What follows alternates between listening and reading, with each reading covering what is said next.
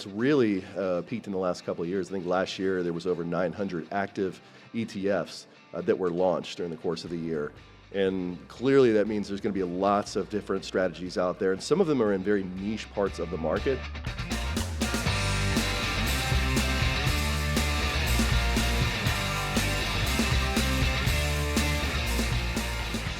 All right, joining me live from Exchange here at the Virgin Hotels in very hot and sunny Las Vegas will be Wes Crill, Senior Client Solutions Director at Dimensional, who of course is a top 10 ETF issuer. They're actually now up to number 7 on the ETF leaderboard. They've continued to rocket up that list, but they're now at about $260 billion in ETF assets. That's across 41 ETFs. And as a firm overall, Dimensional recently crossed the $1 trillion mark in total assets. Very nice milestone there. And so Wes and I are going to touch on that growth. And then we're just going to have a fun conversation around some of the hottest topics here at Exchange, including the ETF share class structure. That's been a big topic of conversation. We'll also discuss this continued rise of active ETFs, which Dimensional is the largest active ETF issuer. So Wes is the perfect person to discuss that. And then I want to get Wes's thoughts on ETF issuers continuing to push the envelope on product development. I feel like we're seeing ever riskier and more complex products coming to market, especially ones aimed at retail investors, and so we'll get into that as well. Now, following Wes in about 15 minutes or so, I will then be joined by an absolute all-star cast of ETF experts. So waiting in the wings, we have Cinthia Murphy, investment strategist at VettaFi, James Seyffart, senior research analyst at Bloomberg Intelligence, and Ben Johnson, head of client solutions at Morningstar. And the four of us will just go completely off the cuff here. We're going to further discuss what we've seen at Exchange and tell you more about some of the hottest ETF trends and topics that are being covered. As always, questions or comments, you can find me on X at Nate Geraci, or you can go to etfprime.com. So let me first welcome in Dimensional's Wes Crill, which I should note, Dimensional is actually sponsoring this podcasting stage that we're sitting on here. It's outside in the courtyard of the Virgin Hotels. Wes, thank you for joining me. And how do you like the venue here? It's been fantastic so far. Very excited to be back on your show, and it's been a great trip so far. Haven't lost any money yet. Haven't gotten too bad of a sunburn, so I call that a win. I love it. Okay, so I thought let's start by talking a little bit more about Dimensional's growth. And I just mentioned how the firm does continue to climb up the ETF leaderboard. You recently eclipsed $1 trillion in assets across the firm overall. So it sounds like everything's firing on all cylinders. Yeah, I mean, it has been a lot of growth. And in ETF space, we're up over $250 billion now across those 41 ETFs you mentioned earlier. And it's been very broad growth across lots of different asset categories. I believe 16 of the 41 ETFs have had at least $1 billion in net flows in each of the last 2 calendar years. And so, I take it as we've always aimed at delivering solutions that would stand the test of time, that our clients found valuable, help them build solutions for their clients. And I think the growth is a tribute to that. So in terms of hot topics here at Exchange, let's dive into these. And I want to ask you first about the obvious one, which is the ETF share class structure.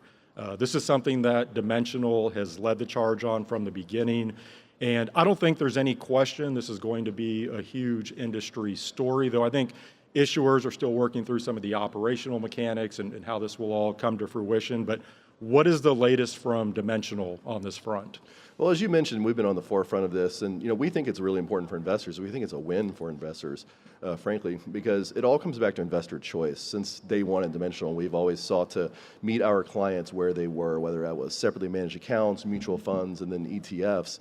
And this helps them sort of forget about the wrapper and just focus on what the investment proposition is. And there are a lot of benefits when it comes to the potential investment solutions and the characteristics of these portfolios. You get the economies of scale, you get potentially more efficient rebalancing because you have cash flows coming in from different kinds of investors. You have potentially more tax efficiency and more efficient trading. There's just a lot of things that come along with commingling even more investors in the structure. And so we're very pleased to see that this is a big breakthrough. And I know that there were some sort of hesitancies that the SEC had around originally approving this, and I think that's part of the reason why we're viewed as leading the charge, is because we were able to successfully navigate those and provide solutions to those. But we're very excited about it. As I mentioned, clearly this is a hot topic of conversation here at Exchange, and as I have thought about the ETF share class structure and more issuers bringing products to market, I have some concerns that investors maybe will be inundated with too much products, right? Like if everybody starts bringing active ETFs to the market, that's a lot of product for investors to wade through. Do you think that's a fair concern? And I guess if so, are there any tips or considerations that you might offer to investors as the active ETF universe expands?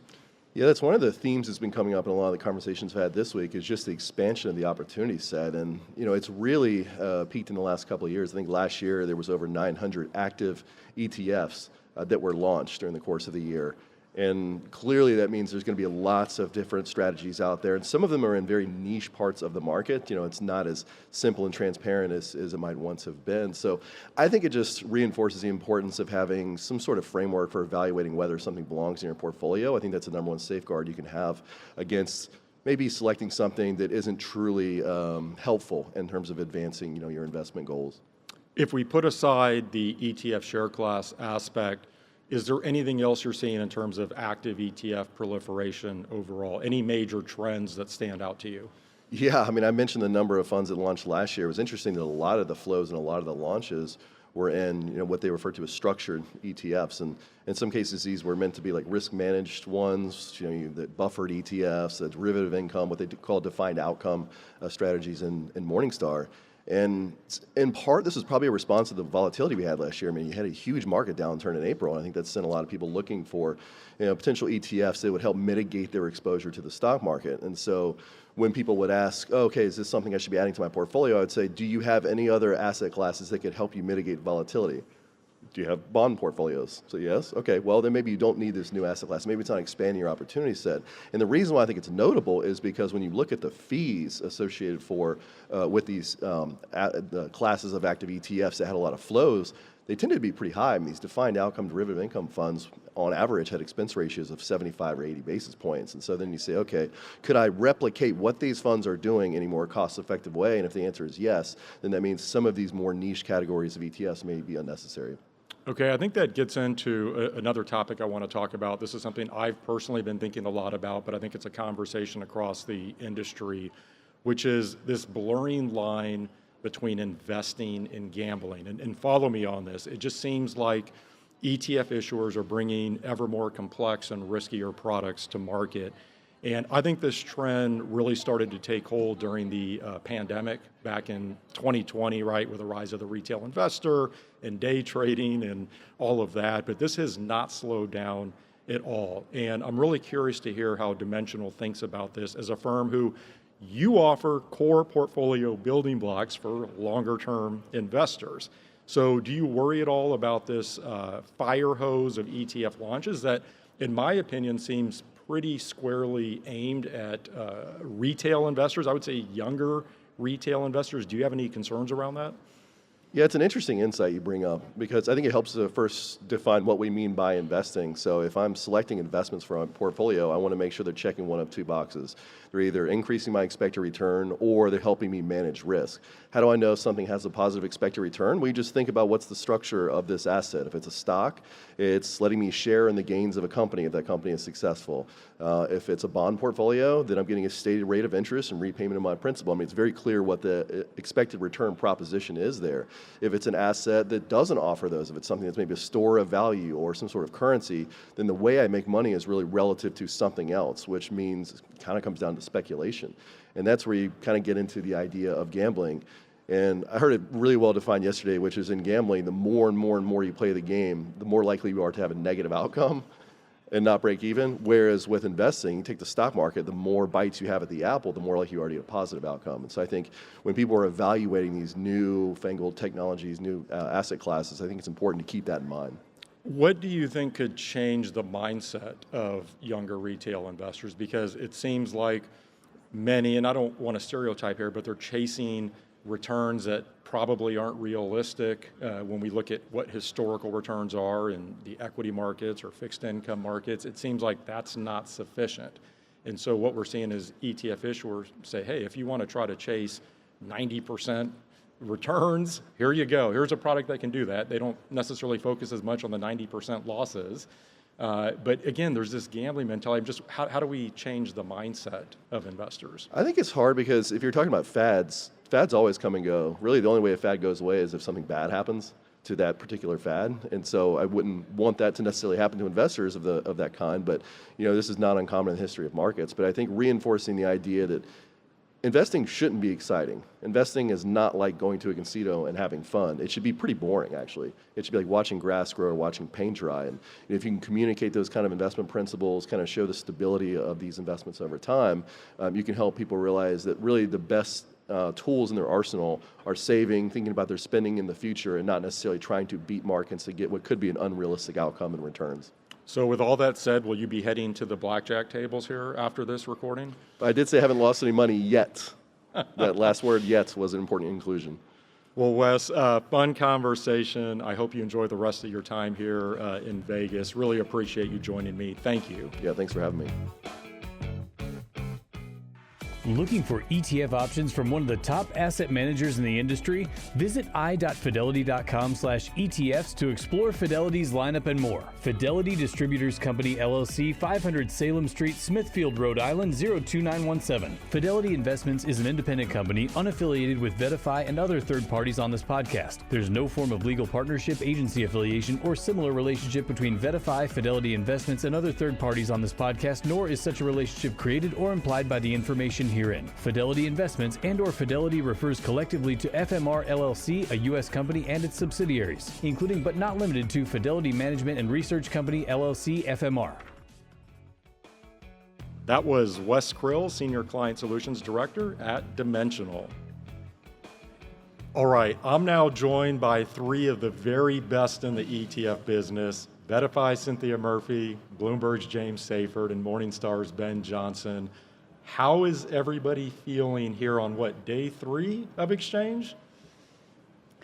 Excited, tired, a little hot right now, but overall feeling very well. Yeah, real whirlwind of emotions, as Cinthia has just so capably described it. I'm enjoying the weather, and the vibes are good, so that's all I care about. Well, good. It's going to really heat up here this afternoon, so we're out here, I think, at the perfect time. And I wanted to pick up where I left off with Dimensional's Wes Crill. You all heard the tail end of my conversation there, talking about this blurring of lines between investing and gambling. We've all seen the launches coming to market. We've seen the new filings. We now have prediction market ETF filings. And I'm curious to hear how each of you view this. And Ben, I'm going to start with you. I know you were on a panel talking about the spaghetti cannon of ETF launches, as you like to call it, but talking about product proliferation. And I'm curious, as somebody who has covered the investment industry for decades now, do you have any concerns about this blurring of lines between investing and gambling?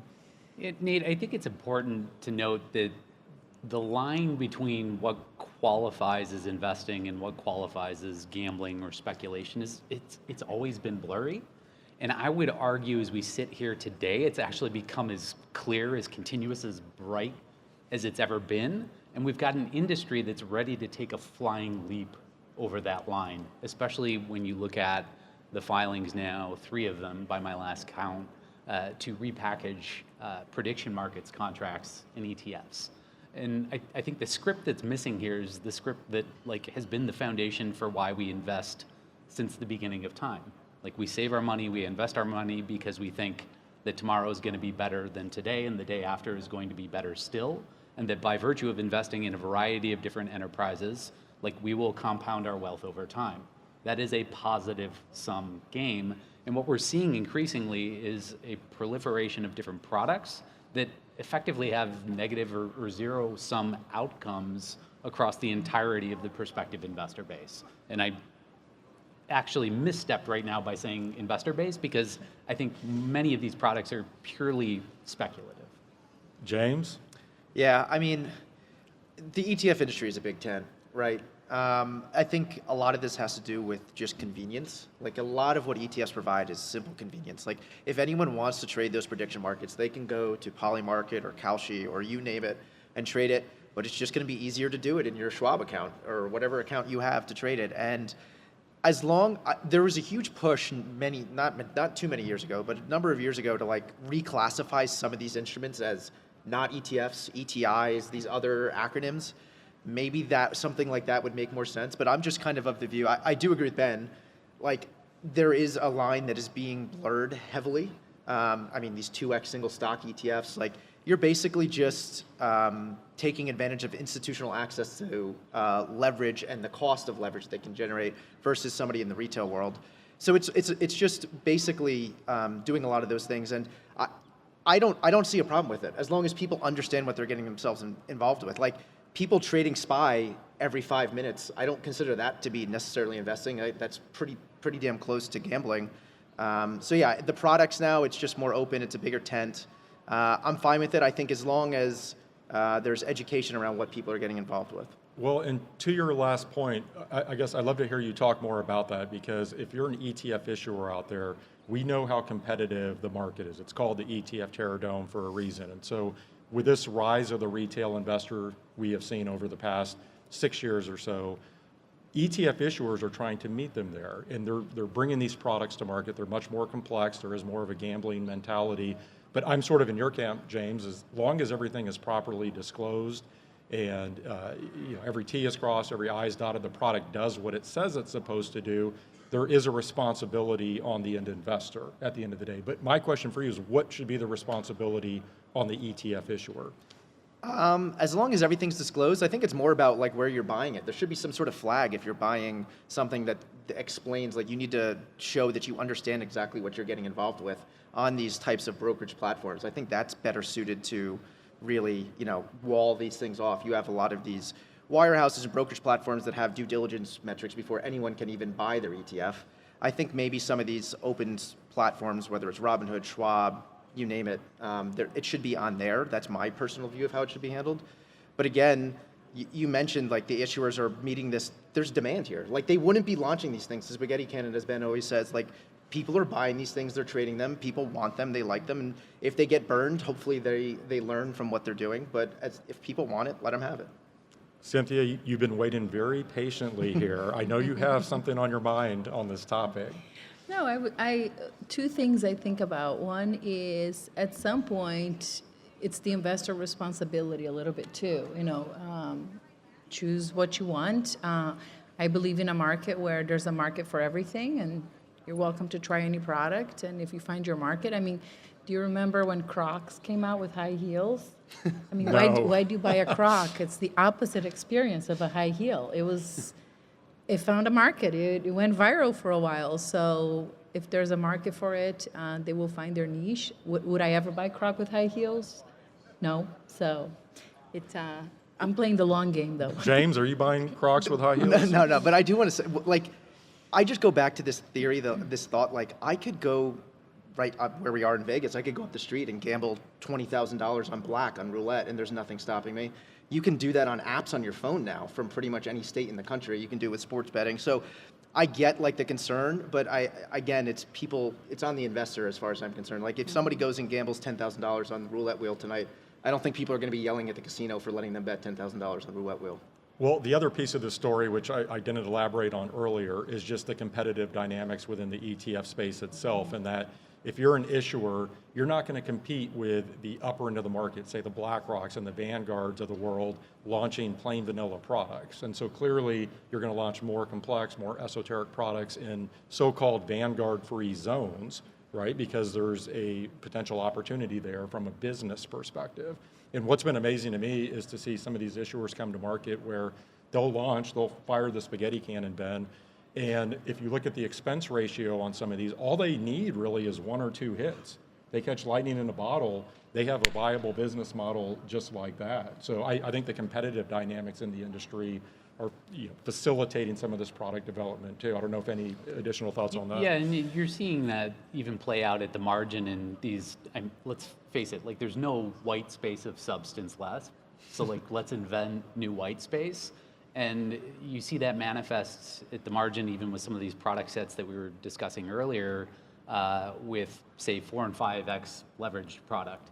Like maybe not even a product set that people filing for this product themselves necessarily believe in, but nonetheless, they don't want to see somebody else win out in that space and own that space. So they're going to do it regardless. So there's all these like weird instances of effectively mutually assured destruction, and almost certainly if any of these products were to see the light of day, like in some cases massive destruction of investor capital, it just doesn't sit well with me. So I'm here to play like the part of like, you know, instigator of moral panic, I guess. But at the end of the day, and I thought it was indicative of how far we've come. It was a remark made by Chairman Pierce during a session yesterday. She said, effectively, some of what the SEC is coming across their desk, like we're not merit-based regulators, but there are some things that are showing up on our desks that are making us second guess whether or not we should be merit-based regulators. I think she was referring to prediction market ETFs with that comment. Okay, so product proliferation, I think that's been a topic, at least that's jumped out to me here. I have some other topics that we can get into, but I'll first ask each of you, are there any overarching themes, big takeaways that you've seen over the last couple of days, anything that stood out to you, whether vibe-wise, specific industry topics? Cinthia? So right before I came on stage, I asked Amika, the robot, so what really stands out to you about exchange? Because I knew you were going to ask that. And she said, it feels like controlled chaos with a lot of caffeinated and animated people. So, but I think overall the vibe has been great. There's been a lot of conversation about the blurring line between active and passive. We seem to be really trying to figure that out. And what I think is interesting is how that is evolving. The lines are blurring, indexes are becoming a little more active in their design, active, like what is active anymore, to now we're kind of going back to, let's go old school active. We just this morning, Ben was interviewing Matt Camusa from Barron Capital, and he was saying, we are old school growth stock pickers, and they just came into the market last year with 5 ETFs, and let's bring back old school active. So it's just kind of, I think that's kind of fascinating. From the VettaFi perspective, as we talk to folks about benchmarks and things like that, distribution remains the key as products proliferate. And the conversations we're having a lot more is this growing recognition that distribution today has to be data-centered. You have to start with the data. So it's evolving from that, just send your sales folks out there and go talk to people. So just this concerted effort to what data do I need to really be laser focused on distribution, because that challenge is just getting higher as we get 5,000 plus ETFs. So those are two things that stand out to me. To your point on the active versus passive, you all may know one of my predictions coming into this year is that we would see smart beta make a comeback. Mm-hmm. And smart beta, I really use as a catch-all here. I mean, traditionally that means index-based, rules-based, but I'm also talking about highly systematic active management. I think there's a real place for that because we've all talked about this rise of active ETFs, but at the end of the day with active, it comes back to performance. And when you talk about active management, when it's the traditional active management, certainly there are managers who can outperform, but you do bring in human bias and emotion and all those sorts of things. And I wonder that, as time goes on and we start seeing longer performance track records, if there is a gravitation back towards that more systematic active management. We all know nothing's ever going to change in terms of flows into traditional, passive beta type products, but I do think there's a space for smart beta. Yeah, I think you're seeing that play out in real time in the active ETF category. And what strikes me in conversations around this conference is that no one's asking whether or not active ETF is an oxymoron anymore. And for years and years and years, that was the case. I think people finally recognize the fact that the ETF is just a delivery mechanism.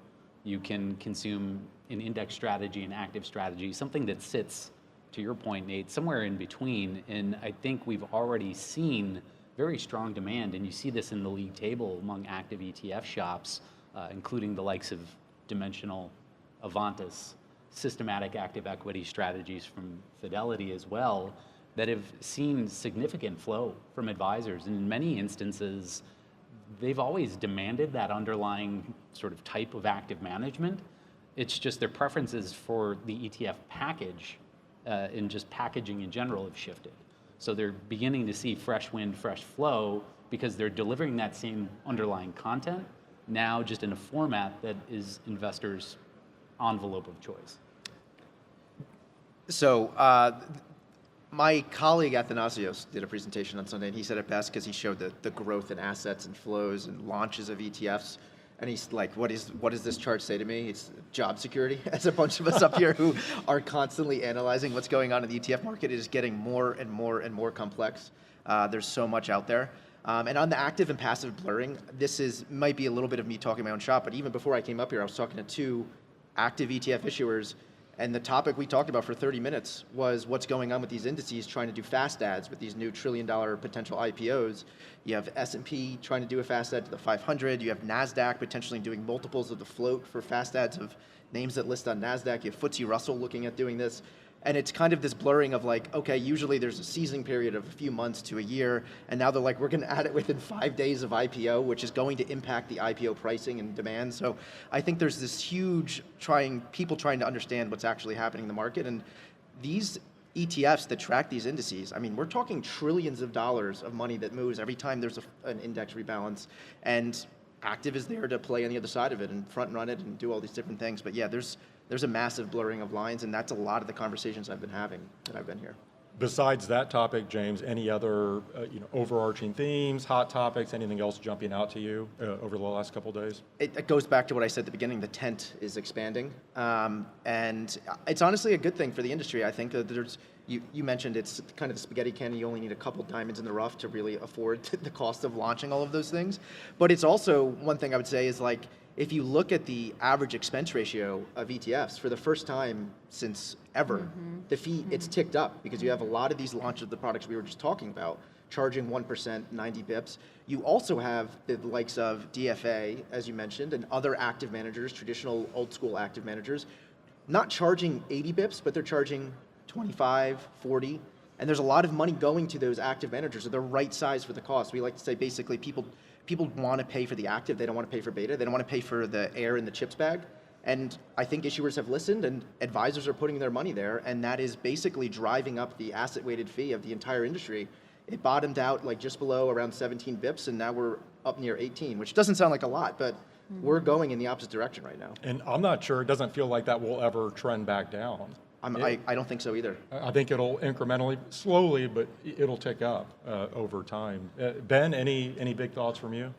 Yeah, I mean, I think everything James shared, just from a data point of view, I think very emblematic of directionally where product development is going, coming out of a year where we saw 1,100 plus new products, 84% of them, some flavor or another of active. So I think from a product development perspective, like it has been the case and will remain the case that the future of product development is largely going to be various forms of active in my book.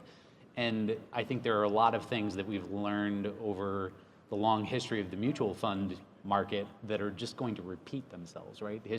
Or at least rhyme, right? History never repeats, but often rhymes. And inevitably, I think what you'll see is that a lot of the pasta that's been slung at the wall over the course of the past 5 years is going to fall off.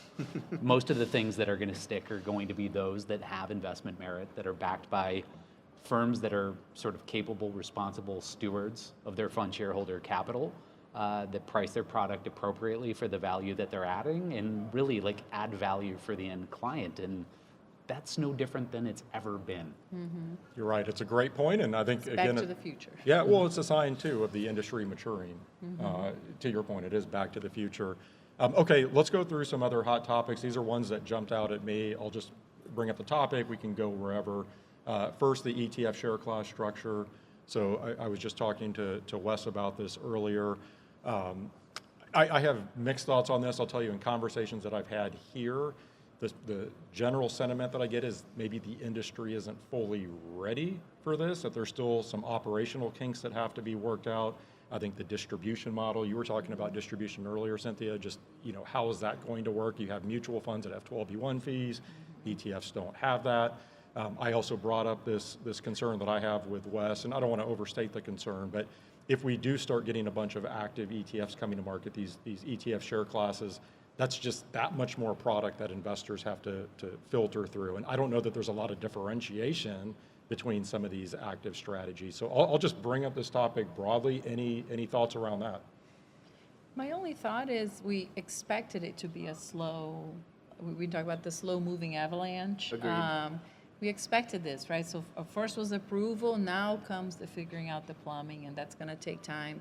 So I think I just get the sense that nothing is gonna happen very quickly, which may be a good thing because it feels like we have to solve some logistical issues and where does all this fit and how the due diligence works at that point, how the platforms manage that many more tickers to go through. So I think we're going to be talking about this for a long time.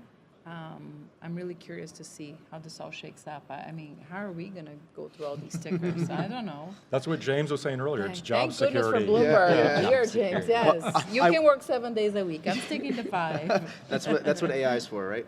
I will say Bloomberg is still in the process of setting up our systems to properly, adequately handle the data and how people might want to slice and dice this stuff. So we're still, they're mostly ready, but we're still working on it. I think, like she said, I never expected this to be a switch that's flipped and all of a sudden there's all these share classes. I think it's going to happen over time. People are going to get more comfortable with it, and I think it's going to be a huge thing that happens years from now. That's just like the active ETF rule when launching active products became a lot easier. It's not like that happened and all of a sudden it was active ETFs to the moon. It took a few years and then it really started taking off, and now in the last year or two, we're really seeing it. So I think it could be something similar to that. There was something else I wanted to say, but I'm blanking on what it was right now, so I'll think about it and go to bed, and if I think about it, I'll come back. Yeah, I mean, certainly you just run down the numbers now. So we've seen 98 different firms that have filed for exemptive relief to offer an ETF share and or a mutual fund share. And in parallel, 46 of them have gotten the nod from the SEC. And we've now seen 5 file. And I think if you look at the 2 most recent funds that have filed, Nuveen funds, I think it's emblematic and instructive to the extent that in the first instance, this is largely a defensive measure on the part of the fund sponsors. So that pair of Nuveen funds have been in outflows for the past 3 years. They've seen, I think, a combined $500 million in outflows, and both have distributed large taxable capital gains distributions to their fund shareholders. So having that ETF class in the first instance is hopefully some form of relief, some means of trying to stem the outflows from these funds by virtue of providing some modicum of sort of tax relief, if you will, to the end fund shareholder. That said, as you go further through the ecosystem and the value chain, there are real also not just logistical issues, but economic issues in the large wealth platforms to be considered, because ETF share classes are the clearest cut case of clones. They're the cloniest of clones. And that raises all sorts of issues related to Reg BI on these platforms, and it also raises questions and concerns with respect to their existing revenue share economics. Yeah, so I remember what I wanted to say. The first thing is the flows are damning. Like the money is going out of mutual funds and going to ETFs and CITs and other private sort of structures for the most part. The other thing I want to say when we're talking about the number of products that are coming to market, I mean, there's well over 10,000 share classes of mutual funds in the US right now. No one talks about that as being a problem. I think it might be a problem, but I think it's capitalism. It'll sort itself out. The guys that aren't able to attract money or differentiate themselves, they're going to close. We've seen the US ETF ecosystem gone from it was very bad to close an ETF, a decade ago, and now people are launching product and closing them within a year, left and right. It's not a bad thing anymore. So I think ultimately the market will sort itself out with these types of launches. I agree, and to that point, I do think there's a mentality among some fund companies that they've seen all this growth on the ETF side of the equation, and they think, oh, well, if we just offer the strategy in an ETF wrapper, it's going to do well because that's where all the growth is. And we all know that's not necessarily going to be the case. As much as we're all proponents of the ETF wrapper, putting your strategy, if it's not a great strategy, into the ETF wrapper isn't going to magically make it a good strategy. Or priced appropriately. It's just more spaghetti. Content is king at the end of the day, and I want to watch the now forthcoming Peaky Blinders movie, irrespective of whether it's delivered via Netflix or Hulu or some other fun streaming act that I've never even heard of. So that content, that investment content, its merit is what's going to win the day over the long term. All right, so ETF share class structure. Next topic I'm going to move to, and this one may surprise you. I don't know. We'll see. commodity ETFs or natural resource ETFs. For whatever reason, these continue to come up in conversations that I'm having. And I don't know if that's just because of what's going on here recently. We've seen oil jump up. We know gold's been performing really well, but it seems like that is coming back as a real topic of conversation. And it's interesting because from a portfolio construction standpoint, I've thought a lot about this. I've had conversations with advisors around this. I don't know that if we put gold aside, that advisors are necessarily comfortable allocating to commodities because they view them as more tactical. So if we, again, look at oil here recently, is oil something you're going to hold in your portfolio long term, or is that something you're going to try to play? And if you are going to try to play it, are you set up to be able to make those tactical decisions, which I don't think most shops probably are. Are you hearing any of this just around the rise of commodities coming back and natural resource ETFs? I'll go first and I'll say yes.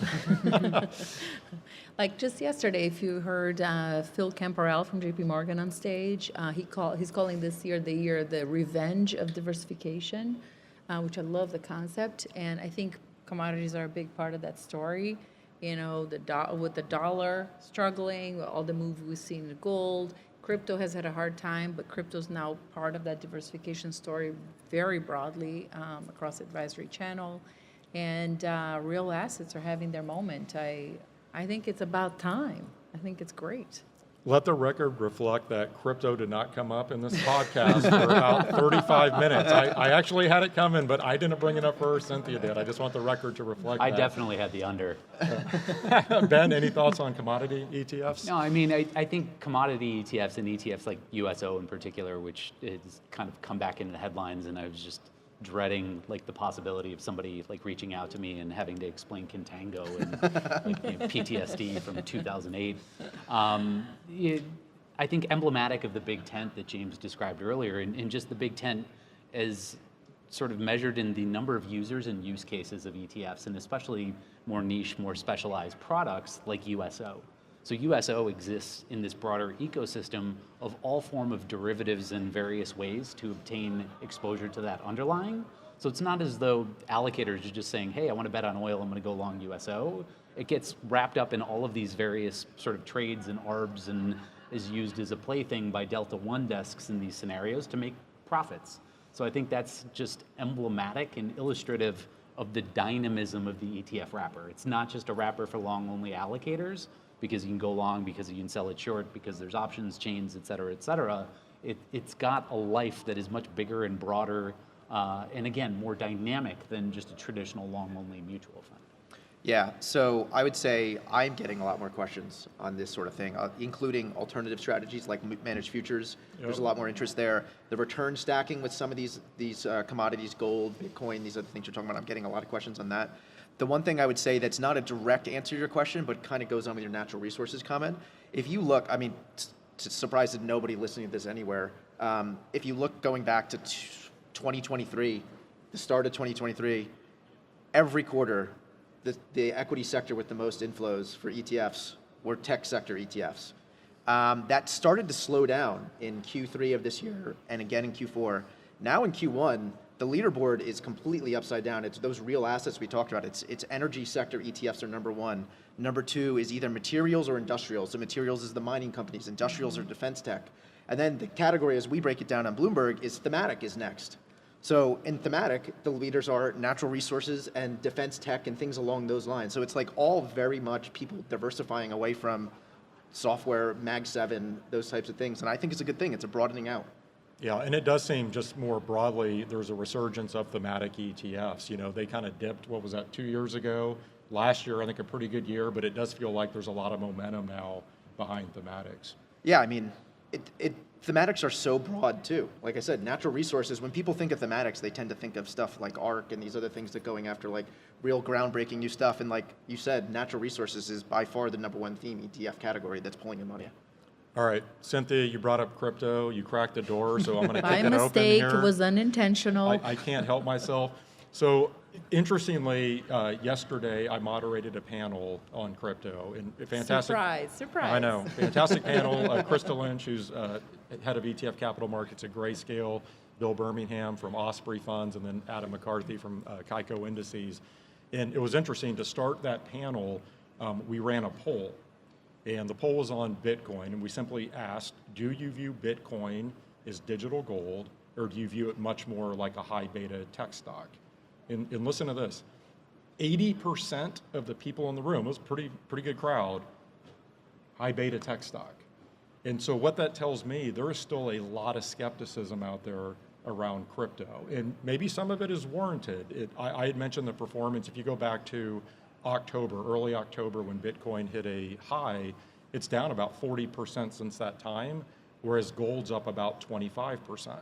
And so if you're an advisor saying, hey, should I allocate to Bitcoin, or we can talk broader crypto assets and client portfolios, you're looking at that performance and it's giving you some pause. Now, I know we can say, let's run a longer term time frame and look at performance going back to say when spot Bitcoin ETFs launch, or clearly going back beyond that. But I think we also have to remember that this is all still very new and fresh to a lot of advisors, and some are just looking at this for the first time, and they go and they see that type of performance and they go, this looks just like some, again, high beta tech stock. Why would I allocate to that in a portfolio? And so my point is, there is still a lot of skepticism there, but we can also look at the assets that have gone into these products over the past 2 years, and it's been historic flows.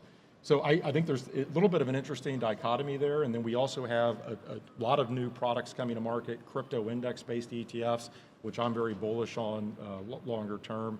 I'd love any thoughts from you on crypto. James, I'll come to you first, since I know you cover this closely. Yeah, so my first thought is, if you're going to put it in a client portfolio with this volatility, like the right way to do it in a diversified portfolio would to be to sell it when it rallies like it did, and to buy it when you want to keep that. If you have a client portfolio and you're going to put 3% allocation, theoretically you put a 3% allocation in when it was 60K and it goes to 120, you should probably be rebalancing that back down to 3% potentially. And if it goes down and you're back at 3%, it goes down to 60, maybe you should be buying back in a little bit more to get to that 3%. And that, I think, is where a lot of the advantages come from. It's a diversifier. It's not completely uncorrelated. It's very correlated to software stocks right now over the last few months, which have been getting destroyed by the AI trade, SaaS-pocalypse, if you will. But broadly speaking, it is a good diversifier. My view is I tend to think of it as a hedge against currency debasement, potential store of value. The market, what I think doesn't matter, because the market is trading it like it's a high beta tech stock. So what I think doesn't really matter at the end of the day, and that's what's going on. And you have plenty of large issuers here, namely BlackRock, calling it a store of value, a hedge against currency debasement. But again, no matter how much its proponents say it, point out the fact that it's better than gold at many things, aside from its price stability, the market doesn't care. It sells it off like a risk asset. Ben, I think we've talked about this before. I've somewhat viewed you as a crypto skeptic. I don't know if that's fair.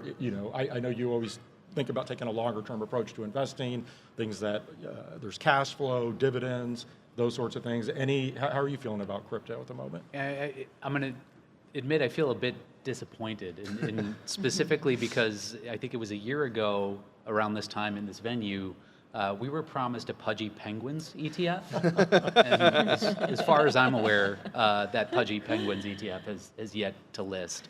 No, I mean, more generally, like, live and let live. Do I believe in it personally? No. Do I actually own like a tiny fraction of it just because I'm like crypto curious? Yeah, I have a small allocation to Bitcoin, like in my own PA, just because why not?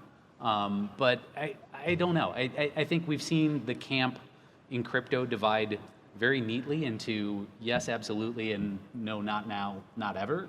And the question becomes, like, at the margin, how much incremental growth is left in the camp that is yes, absolutely. Like, I've folded this into the way that I build portfolios, that I build models for my clients, and I will continue to have that, whatever, 3% allocation to James's example, or I will continue to use, and you see this even in like the continued viability of like the original versions of crypto products in Bito. So the ProShares product, which is futures based. Well, why does that still exist and have more than 2 billion in AUM? Because no different than I alluded to with USO before, it exists in this ecosystem of different types of people that are making money in different ways with these products, and oftentimes, and we've seen this certainly in the spot product, like there are interesting carry trades that manifest in there. So is there a use case for a specific user base and specific implementation? Like, is there money in them hills? Is there gold, digital, or original in them hills? Like, I don't think you can argue with that at this point. Cinthia, you kicked off the conference yesterday and you had a slide that had a stat that surprised me, which was that 52% of advisors said they were allocating to crypto within client portfolios. Did that surprise you? Yeah, but I think that's the trend. It doesn't actually surprise me too much. It's, I'll tell you, every single time I've bought Bitcoin, I've proceeded to lose money immediately thereafter. So I worry we get too hung up on, is this my digital gold or is this my high beta play? The truth is, it's an asset I feel like you have to have. And so to James' point, the market is the market. So, and I think advisors are kind of getting there, clients want it, and maybe we're too hung up on the definition. Maybe it's just a volatile asset, and I keep losing money with it, and I keep buying, hoping someday the trend will turn. But so. Well, it always gets in. James, you hit the nail on the head. It's proper position sizing. You don't want to load up the boat if you are going to allocate to crypto, and then it's proper rebalancing, especially when you're dealing with a high volatility I don't know asset. what proper means. Apparently, I can't implement proper. I can't offer investment advice. If you're here. putting 90% of your money into an asset that has had multiple 80+% drawdowns and not being ready for a potential drawdown, that's on you. 100%. Okay, two more topics here. While we are talking crypto, another big topic of conversation, at least that I have heard here, is just tokenization of ETFs. And so I think everybody here is familiar that FM Investments, they have a filing with the SEC to tokenize shares of T-bill. Hester Pierce commented on this in her interview yesterday. And you'll see a whole spectrum here as to, okay, this is just record keeping of the shares on the blockchain, no big deal. It's all under the regulatory framework. You have KYC, AML. This is all, in a walled garden, so to speak. And then you'll have some other people that go, this is all, ETFs will all be tokenized. They're going to be out in the wild. Do you think that tokenization is the future of ETFs? Is it something that it's going to start small? The T-bill filing is a baby step, and then this will grow from here and become more prominent? Ben? Yeah, I mean, I don't think there are any either or scenarios in the future. I think it's both and I think tokenization is absolutely reflective of both and. It's just a new access point, a new choice to access whatever it might be. And you even see in private markets, there are some firms right now that are experimenting with tokenized access points with investment minimums as low as $500 into some of their private asset funds, including some private infrastructure products. So I think that's illustrative, emblematic of just tokens as an access point, and tokens as an access point that can tap into various sources of capital that are already native to that digital ecosystem more broadly. So I don't view tokens as prospectively an ETF killer. I see them as an ETF complement. Yeah, I mean, my view on this whole thing is this is two worlds that are colliding, and exactly how they're going to work together, I don't know. It's a lot of bridges being built now. You're taking assets from the DeFi world, put them in TradFi, and vice versa. You're tokenizing the back end of settlement and record keeping and all these things. Most people who are buying a stock or even an ETF don't realize how much is going on in the back end to keep track of who owns it. It takes days to settle these things. You move a stablecoin on chain, it happens pretty much instantaneously. As somebody who had to move money, I started on Thursday afternoon a few weeks ago. I needed it there before Monday. It didn't get there till Tuesday. And that's insane to me that we can't get there yet. And I think these rails, this technology, it's going to be incorporated. Some of it's going to be in the back end, and people won't have any clue that they're using something related to tokenization or blockchain on the back end. It's just going to be there. Most people talking about poly market odds, I guarantee you 85% of the people, even in the newsrooms that are talking about what's going on there, don't realize that that's happening on a blockchain and it's tokenized assets. So I think all of this we're so early. It's so absurdly early to be talking about this, but it's going to happen. I don't know how much is going to be from the TradFi taking over DeFi or vice versa, but it's happening and it's going to happen. Cinthia, is the future of this conference exchange tokens, or will it remain exchange ETF? So to quote my good friend Ben Johnson, I think the future is neither either or scenario. It's always and. Well, you changed your name to Nova Dia, so what's your view on this? You didn't give our view here. That had nothing to do with tokenization. The backstory on that very quickly was that, and it's a good thing for the ETF space, is that And for people unfamiliar, the name of my advisory firm used to be the ETF Store. We changed it about a year and a half ago to Nova Diaz Wealth Management. And that's because ETFs were no longer a differentiator. ETFs are table stakes now. Yeah. If you're an advisor, you're not well versed on ETFs, you're not using them in a portfolio, you're probably toast at this point. You're living in the dark ages. So it wasn't a differentiator anymore. And as a firm, while we do specialize in ETFs, we can handle any type of investment. And so we wanted to portray that to the market. But I know the initial thought, because I'm so heavily, or I dabble so heavily in crypto and talk tokenization, was that was why we made that change. Well, you didn't give us your view. You asked us the question. What is your view on this? I think that the filing from FM is a baby step towards, I think everything will ultimately be tokenized. Yep. But it's going to take a while to get there, and it's just another delivery vehicle. So, the mutual fund wrapper was a delivery vehicle, ETF was a delivery vehicle. I think the token will be a delivery vehicle for investment strategies, investment IP. But to what you were saying, we are still so early here that there's a long runway, and the ETF industry is going to continue to grow, it'll continue to mature, and it really will be, they'll kind of meld together over time. So I think you're right, it's not necessarily an either or, they'll become one on a longer term time horizon. Okay, last topic that I have, completely switching gears, international equities. So I think everybody here is familiar with the performance we've seen over the past year and a half, though international equities have taken a step back here recently. But flows into the products have been very healthy overall. If you look at the ETF leaderboard, just walking around the exhibit hall here, I noticed that more issuers are leading with international strategies. That really jumped off the page to me, and I'm sure for some of these asset managers, they've been waiting for 10 or 15 years for this turn. I don't know that I have a specific question here. I'm not going to ask you if you think that this outperformance we've seen is sustainable.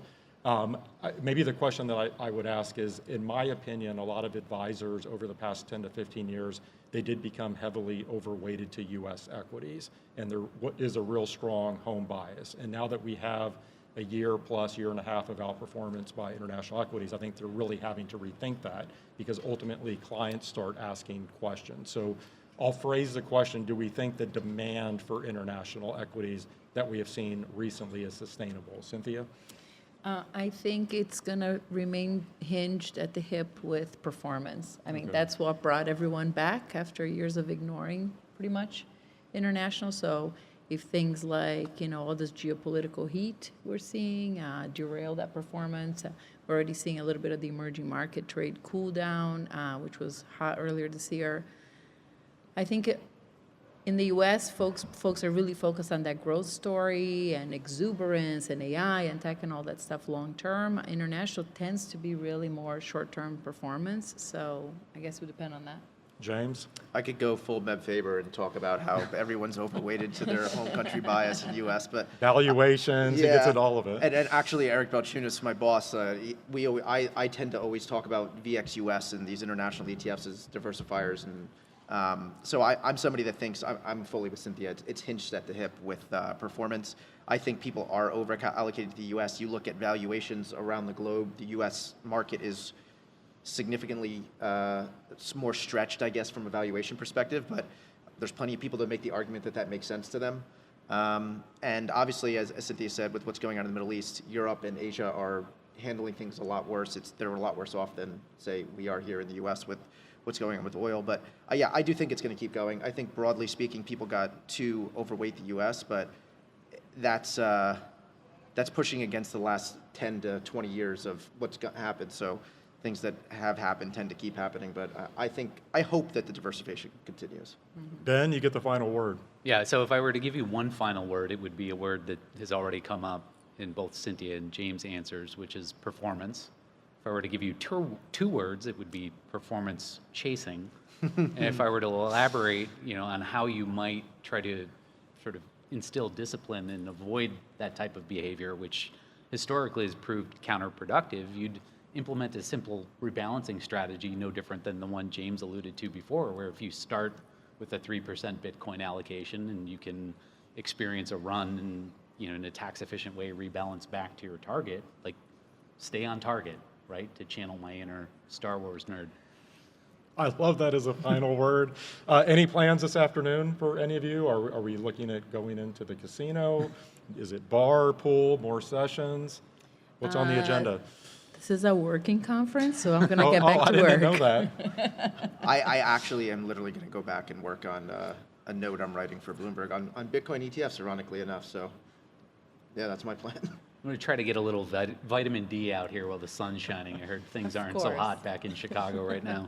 Well, I greatly appreciate you all taking the time. This was a blast. I thought a really nice recap of the event. So thank you very much. Appreciate the Thanks, Nate. opportunity. Thank you, Nate. That was Cinthia Murphy with VettaFi, James Seyffart with Bloomberg, and Ben Johnson of Morningstar. That'll do it for this week's ETF Prime. Build your ETF expertise and separate yourself from your peers by registering for the ETF Institute Certified ETF Advisor Program. You can learn more at cetf.org.